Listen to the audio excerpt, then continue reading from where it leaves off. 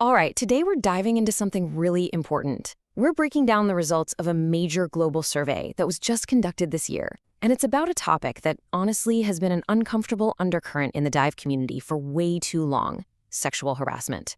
We're talking over 1,000 divers and dive pros who weighed in. And, well, the findings paint a pretty stark picture. So let's get into it. Right off the bat, the data reveals a problem that's not just significant, it seems to be deeply rooted in the culture.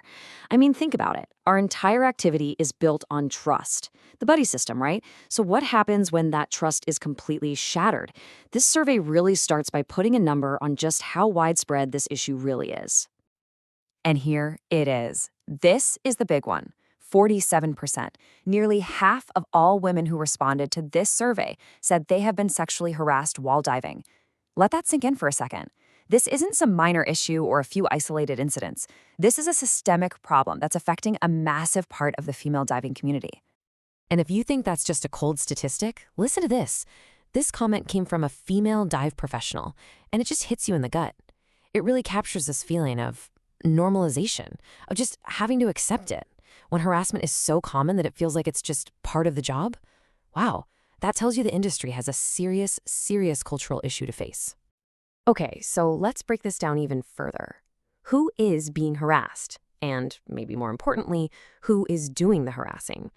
The survey data gives us a much clearer and, frankly, more disturbing picture. I mean, just look at this. The difference here is night and day. While 7% of men say they've experienced harassment, that number just explodes to 47% for women. They're not even in the same ballpark.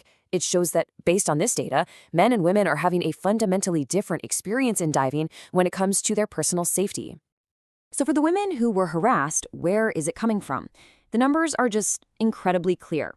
100% of the time, a man was involved. But this next part, this is the crucial takeaway for everyone who works in this industry. In 90% of cases, the harasser was a dive professional, an instructor, a dive master, someone in a position of power. This points directly to a huge problem with power dynamics and professional conduct.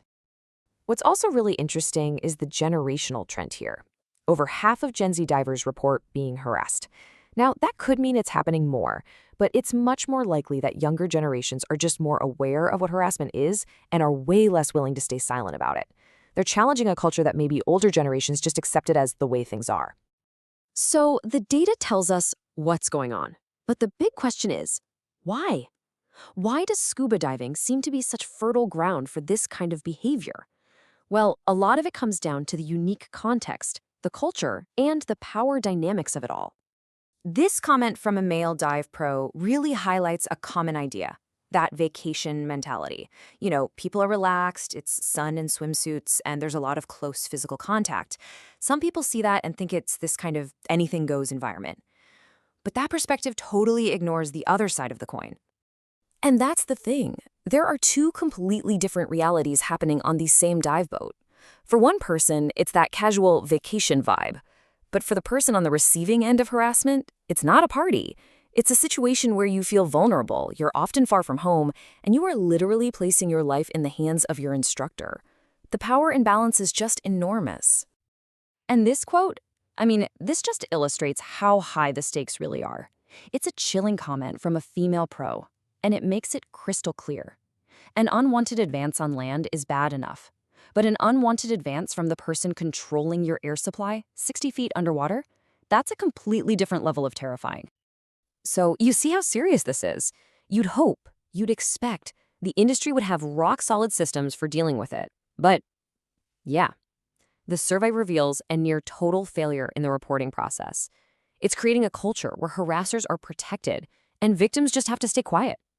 Think about that for a second. Of all the people who went through this, only 9%, ever went to the police or any other legal authority. The overwhelming majority of these incidents just disappear.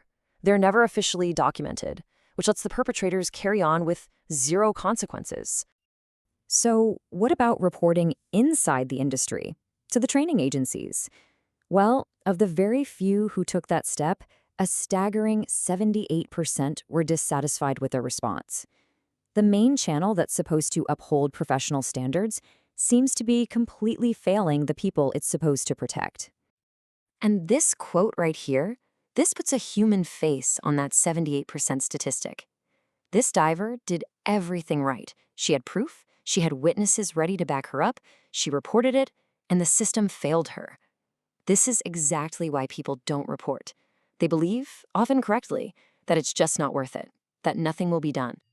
So, this brings us to the most important question, especially for all the professionals watching. The data is clear, the stories are harrowing, so what do we do now? The last couple of data points from the survey are a direct challenge to the entire industry. When dive pros were asked if their workplace even has a harassment policy, only about half said yes. The other half either work for a company with no policy, or, and this is almost just as bad, they just don't know. Think about that. Nearly half of the professionals are working without any clear guidelines or protections in place. So, we're going to end with this question. The numbers speak for themselves. The culture, the power dynamics, the broken reporting systems, they've all created a crisis.